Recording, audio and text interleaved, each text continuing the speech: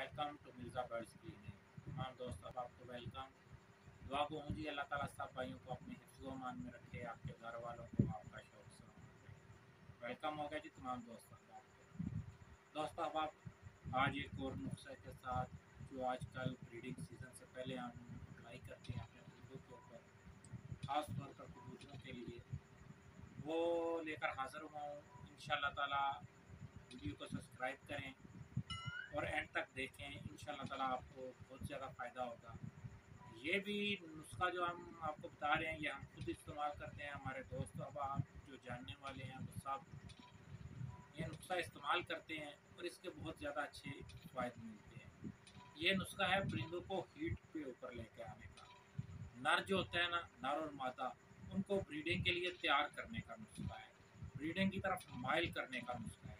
परिंदों को हीट के ऊपर जो कहते हैं ना दोस्त अब आपके हमारा नर जो है वो बहुत नहीं डालता, गुटकता नहीं है, गुटकता बहुत कम है, मादियाँ अंडों की तरफ नहीं आ रही, उनका रुझान नहीं है, ये उसके लिए है।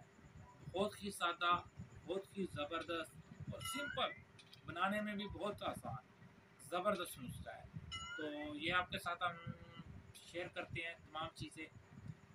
3 चीज़ें हैं इसमें, पिंकी, 1 चम्मच चीनी, 1 गिलास पानी। इंशाल्लाह ताला आपको पिक्चर टू पिक्चर ये आपके साथ शेयर करते हैं कैसे है, कैसे बनाना है और कैसे इसको अप्लाई करना है और इसकी मिकदार क्या रखनी है।